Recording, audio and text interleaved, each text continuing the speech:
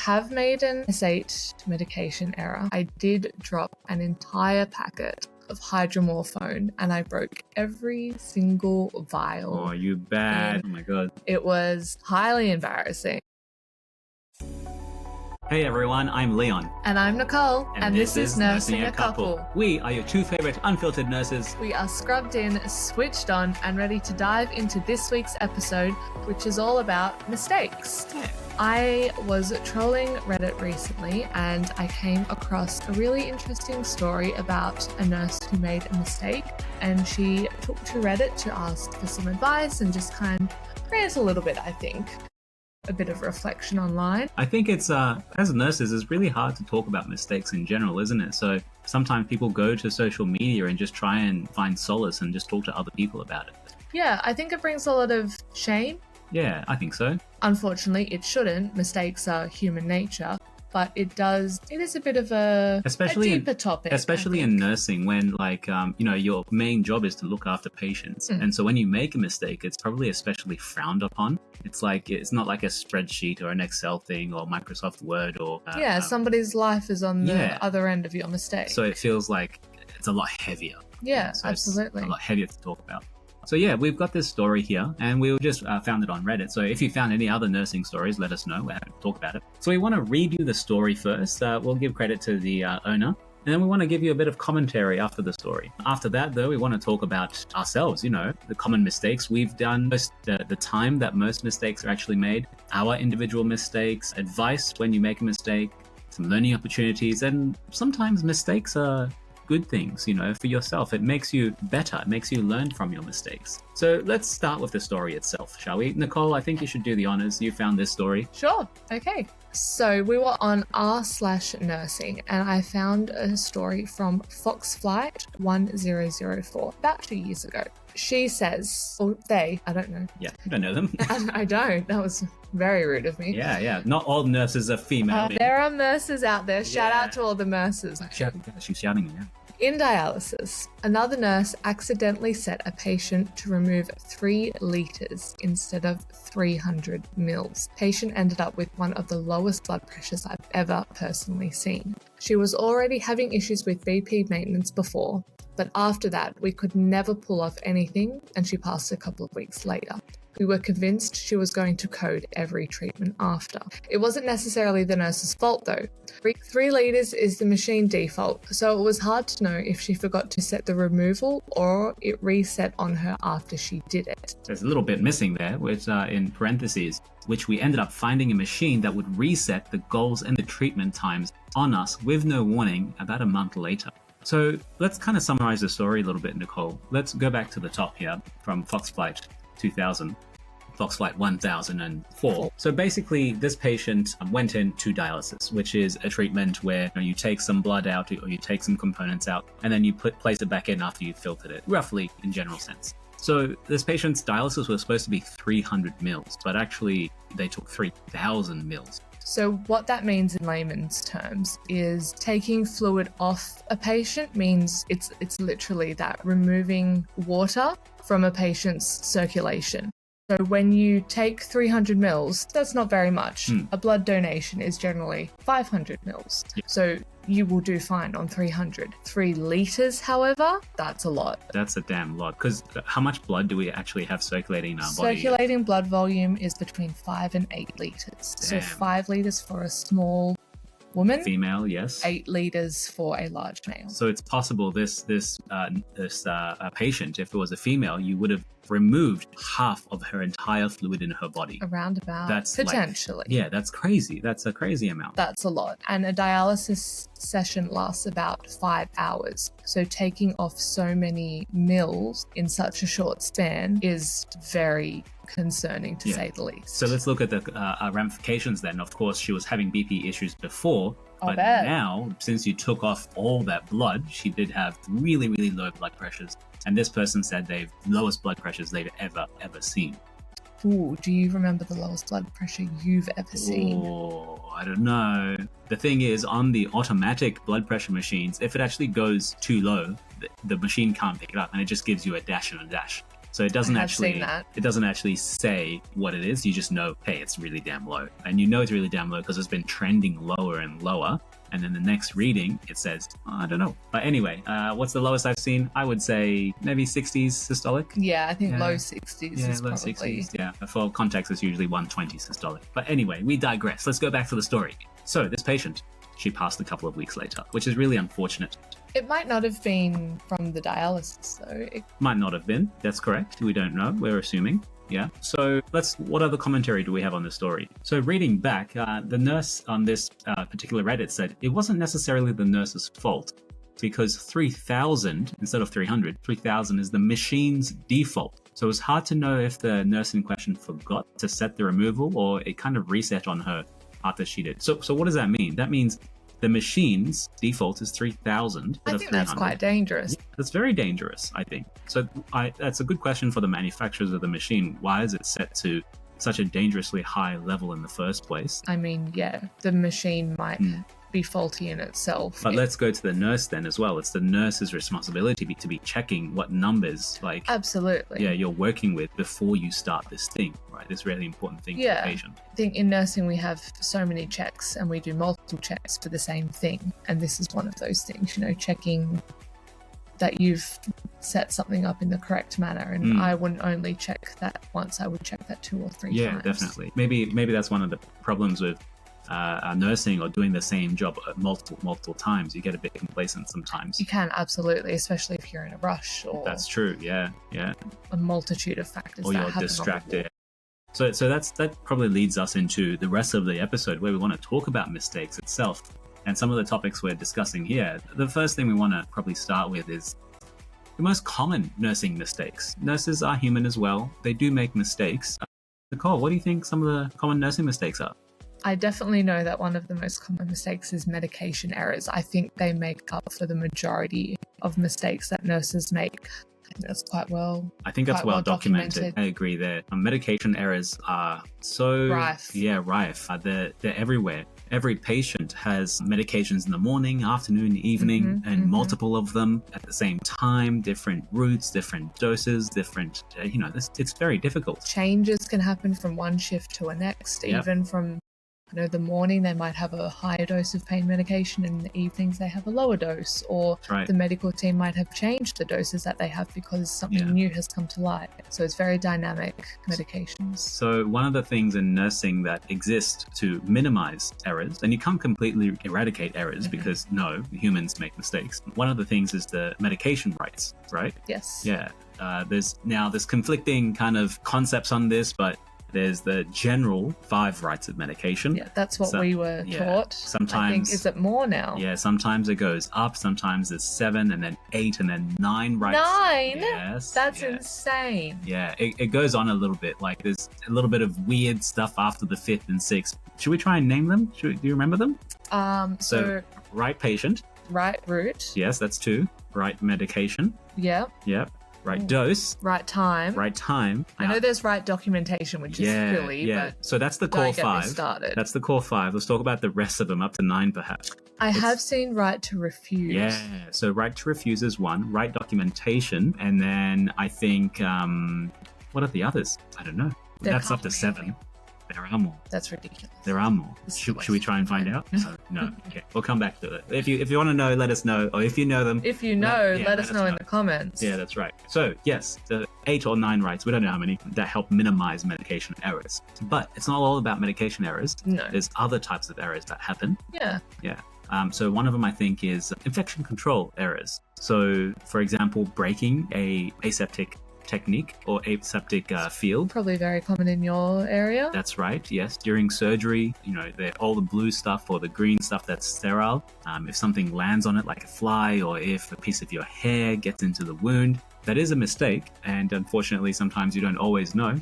Yeah, infection control. Sometimes patients can get an infection from that. Even on the ward, we have the 5 moments of hand hygiene. Yes. And if you don't follow that flow, you can have a break in infection control, and then hospital-acquired infections can spread like wildfire. Yes, though the HIA's hospital-acquired infections are like the superbug infections. We're also just talking, for example, just like a normal, wound infection. didn't necessarily have to be a hospital-acquired No, infection. no, absolutely not. Or even this is kind of an in-between, but if I haven't worn a mask and I've coughed on seen a me. patient who has RSV and then I go in to see another patient and pass on the RSV, I guess that's another form of infection control. Yeah, that's right. I would agree. Let's maybe go into another mistake. I think it's a big one. What do you think? Not asking for help, perhaps. Yes. I think not asking for help is a mistake. I think most people, if you've been practicing for a while, you don't have a problem asking for help. But probably when you're starting out, some students or some nurses have problems asking for help, and it turns into a big mistake, I think. It definitely can. There's problems with overconfidence. Yes. And there's also issues of anxiety, perhaps. Or intimidation. Yes. Some new nurses are very scared to ask questions. Yes. Or the opposite of that, some new nurses think they know everything and they don't need to ask questions. That is a mistake. But they're both as dangerous as each other, I think. Big mistake. Don't do it. Just ask for help. It's okay. I know. I drum into new nurses. Yeah. Ask me anything. I don't care how foolish you feel. Ask me a question. I would rather you ask a question than you tell me that a mistake has been made. That's right. Yeah. We want to avoid mistakes or minimize mistakes. So that's it for asking for help. I think another two big ones is probably distractions that lead into mistakes, or I should say the status quo. Like you make a mistake because you're just doing the thing that is just always done by other people around you. So yes. Almost number one pet peeve. Yes. This is how we always do it. Because that's how I always done it. Yeah. It's awful. Yeah. And no critical thinking to say, oh, maybe this situation is different, right? So maybe the same thing that has been done before, we can't do it for this patient, you know? Yeah, and or even practice has changed. Yeah, that's right. We don't do it like that anymore. That's right. Because it poses this risk. That's right, yeah. So that's some common nursing mistakes. Are we happy there? Should we move on to the next topic, we think? I think so, yeah. Yeah. So the next thing after mistakes, or what the common mistakes are, it's good to really identify, Nicole, the time that we make these mistakes. So there's a physical time, as in the literal time, as well as just a broader picture when in your life or in what stages you are of nursing that you make mistakes. So when we talk about the physical time, I think the consensus is generally on night shift. Absolutely. That's when most mistakes are made, and specifically between the 2 o'clock and 4 o'clock, the 2 and 4 a.m. mark. Yep. So, you know, that old adage that nothing ever good happens between 2 and 4. Do you happen to know why it happens at that time? Yeah, that's a good question. I think just from my teachings, I think what is the reason is that this specific time period is when your body is supposed to be in deep sleep. It's supposed to be in deep REM sleep. And so because of that, your thinking just isn't at capacity. Yeah, I think that's just a very simple reason. Yeah, you're just not in the right frame of mind. You're tired, you're yawning, like you're missing things. Your reaction time is slower. Your thinking process is slower. You're exhausted. You're tired as hell. It's 3 a.m. You should be asleep by now, and you should be like, you know, having a dream at the moment. Or you might have done 3 nights before and you're not sleeping well in the day and you're just beyond exhausted. Yeah, you're a zombie, yeah. So, and I think your circadian rhythm is telling you should be asleep now. What are you doing? Yeah, that's right. So the literal time there is, we'll split the difference. It's 3 a.m. Yeah. Right. Okay. Yeah. Now, what about the other times that people make mistakes? Not the physical time, but the times in their practice, right? I think the first thing that comes to mind, Nicole, is when you're a first year student. Definitely.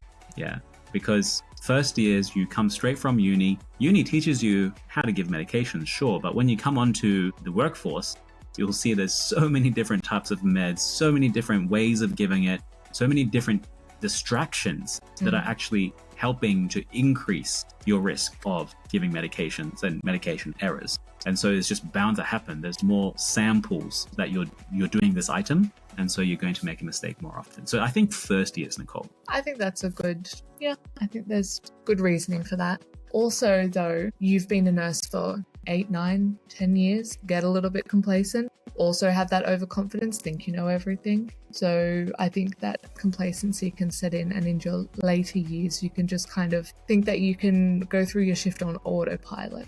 And I think that's when medication errors come in. I mean, I've seen nurses who just come onto shift and just start doing what they do every day. And They have their routine, they come on, they know which order to do their things, and then they just kind of turn everything off and just do that. Yeah. Because it gets them through the day. Every shift can go the same way. That's right. Another. I think that's one of the nuances of nursing. Every day is rarely the same. Yeah, that's right. Yeah. So I think the literal time, first years, and when complacency kind of sets in. Yeah. I think that's the time. Now, you've listened to us for a while. It's been about 15 minutes so far, so let's talk about our mistakes. I'm sure you're really interested in finding out what mistakes we've done. So who wants to go first, Nicole? Do you want to go? Or... Yeah, I can go first. Hey, okay, guys, let's hear it. I have made an S8 medication error, as we were talking about before. They're the most common types. S8s are also like, what are S8s? Oh, sorry, Schedule 8, so drugs of addiction. So like really dangerous drugs that, has to be locked up in a key. Yes, it's not bad, it didn't reach the patient, but I did drop an entire packet of hydromorphone and I broke every single vial. Oh, you bad. Oh my God. It was highly embarrassing and I did have to call the after hours manager so she could fix our S8 book, and she was not very happy to have to come up and do that. Yeah, because it's after hours and it's night shift for her. And she's got other things to do. Got other things to do. Rather than fix a silly nurse's mistake. Like, just giving my commentary. And look, who am I to comment on another nurse's mistake? But this is like, it didn't really adversely affect the patient, right? No. So it didn't reach any patients. Patients didn't die. Nothing terrible happened to patients. It's in the grand scheme of things. Yeah, it's okay. But I do have another story of foot and mouth disorder. Oh my God. Foot and mouth. That sounds like a very serious condition. Sometimes. We had a patient whose family didn't know their diagnosis. And while the family member was there, I was unaware of this. And I did say out. Diagnosis, in front of the family. And being not very cluey, she hit me on the leg to kind of shut me up. Yeah. But I don't know. I didn't even recognize that as a shut up gesture. So I said it again. So do patients usually hit you on the leg?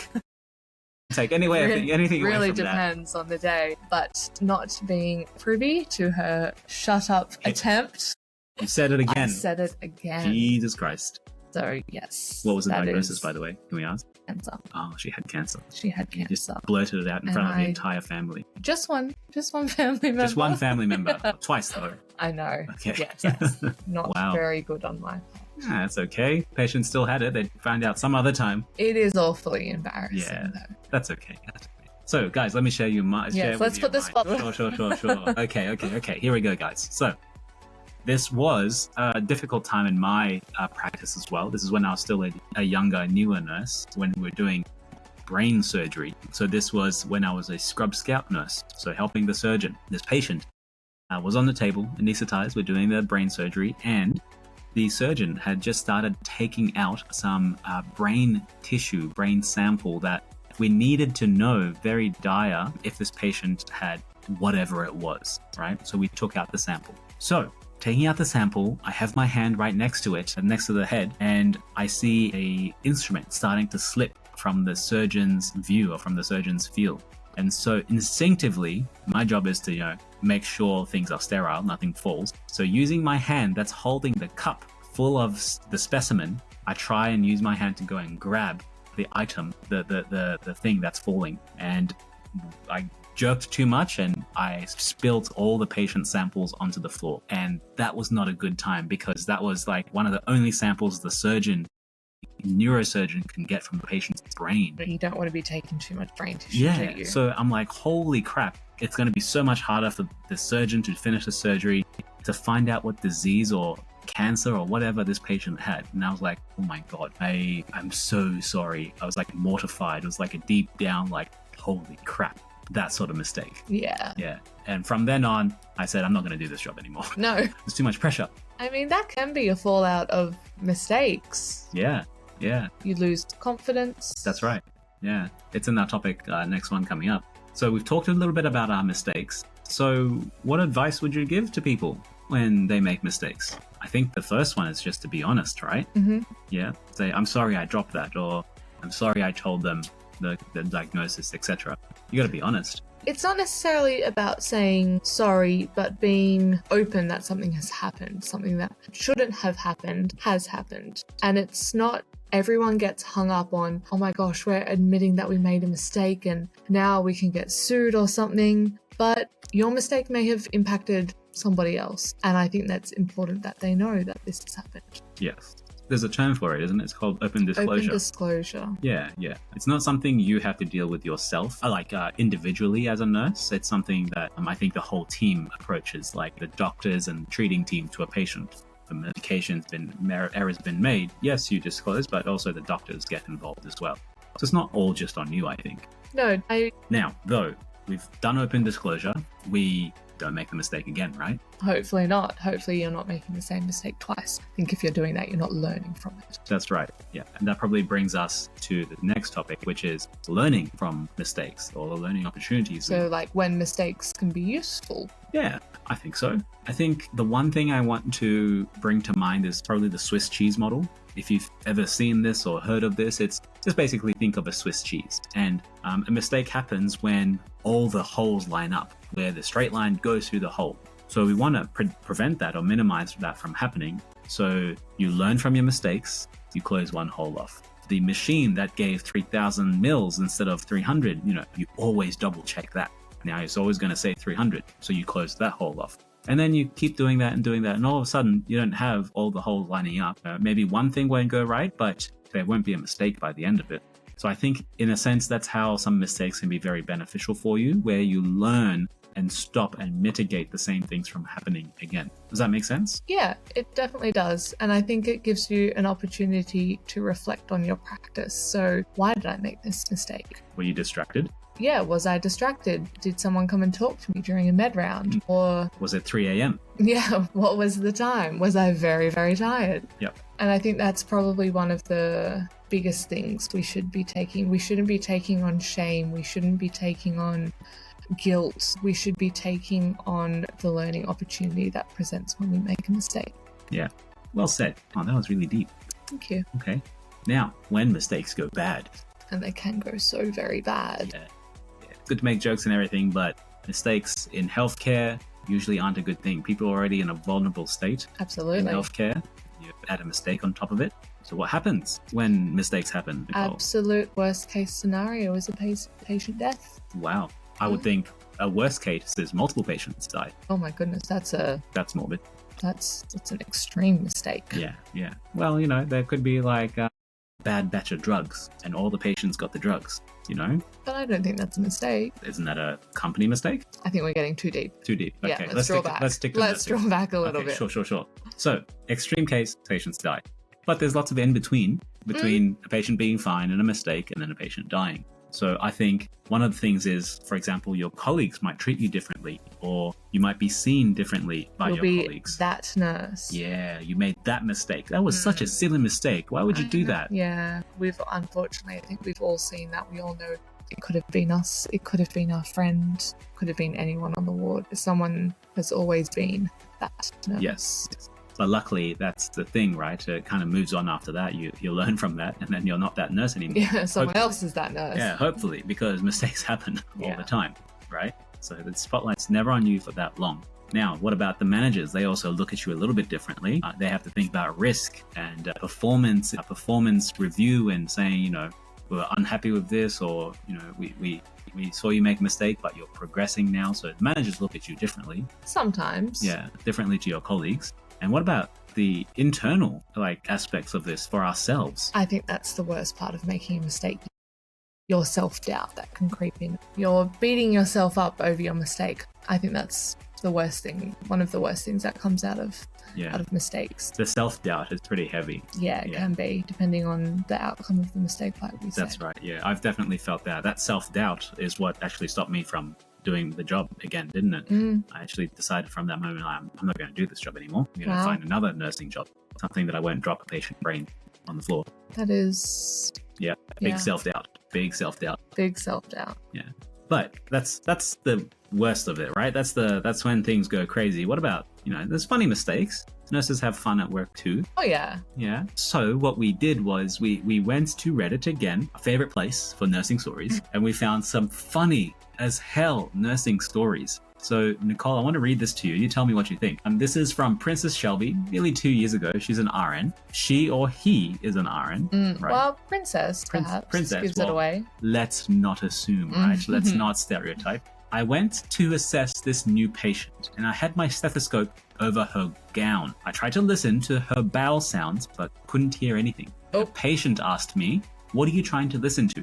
And I said to the patient, "I'm listening to your bowel sounds." The patient said, "Here, let me help you." She then proceeded to move her long, giant titties out of the way so I could listen. My God. Oh my God. I had my stethoscope on her boobs the entire time. Oh. In my defense, Nicole, her titties were down to her knees and laid pretty flat. She thought it was pretty funny. Oh Jesus my Christ. my. Oh my. Oh my titties. So this lady had long ass titties going all the way down to her stomach, right? And this nurse is trying to listen to her stomach for bowel sounds. And she lifts up and pushes the titty up. And lo and behold, she can hear again. Stomach, yeah. The pitfalls of an aging patient. That's right. My. Long titties. Pitfalls. Well, that's nurses got to have fun sometimes. We all know someone who's made a funny mistake. That's right. If you've made any funny mistakes, let us know in the comments. We want to hear it. We want to share it with people. So I think that's it for this episode, right, Nicole? I think so. Yeah, let's sign off. We want to thank you guys for listening to another episode of Nursing Your Couple. Join us next episode, which will come out next week. See you next shift.